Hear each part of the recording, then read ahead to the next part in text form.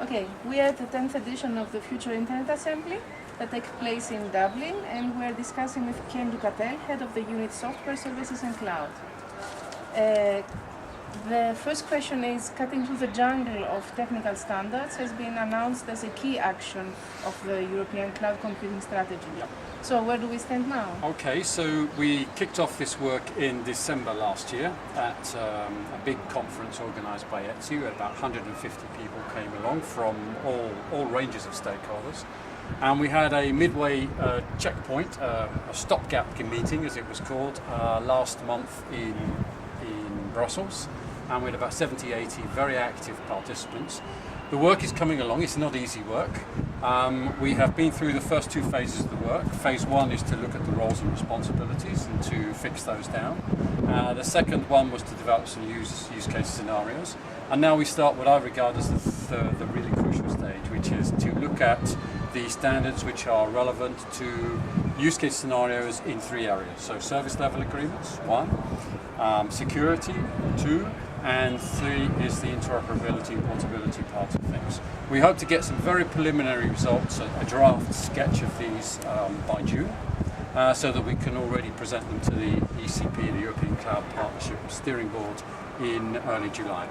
Our detailed roadmap, or a detailed map of standards, still due for the end of the year. Mm-hmm. And also another issue is the single market pillar.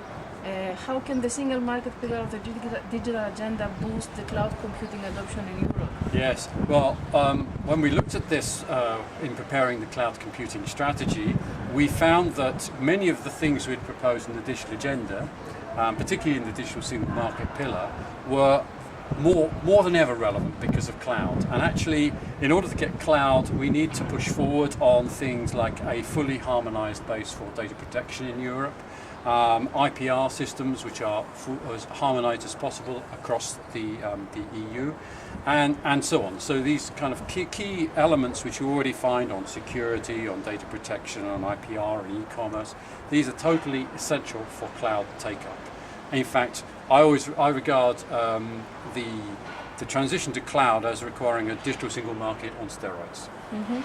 And in addition to what you said, does the Commission intend to adopt any other instruments to stimulate this process? We don't think that we're going to be doing any specific cloud regulation. We don't think it's appropriate from what we've seen so far.